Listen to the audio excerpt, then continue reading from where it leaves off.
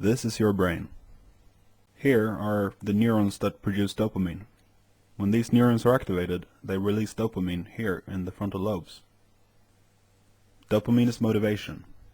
When dopamine is released, you feel motivated to keep on doing whatever it is you're doing. Dopamine is what makes things seem important and meaningful. Your frontal lobes are where thoughts are formed.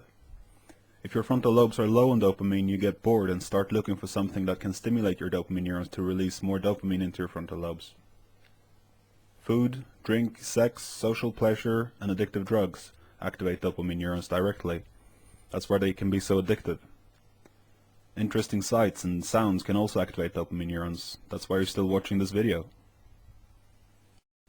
The frontal lobes themselves can form a positive feedback loop with the dopamine neurons. This is called thinking. Very few people can form feedback loops like that without thinking. That's called meditation, and it's really difficult.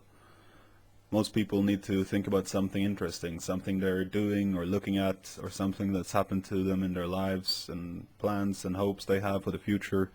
That's why we never stop thinking. Our frontal lobes are drawn to whatever thought releases most dopamine. That's also how long-term thinking and self-discipline works. We use our frontal lobes to activate our dopamine neurons even when what we're doing is boring or difficult. People vary in how well their frontal lobes can activate their dopamine neurons.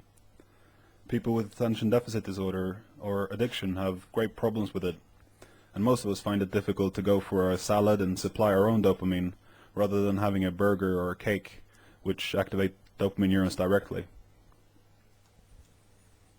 Personally, I think we all struggle with how to activate our dopamine neurons. What we do doesn't seem very meaningful, and the few things that really motivate us are short-sighted things that don't involve our frontal lobes much and that get us into trouble in the long run. If only there was a different way.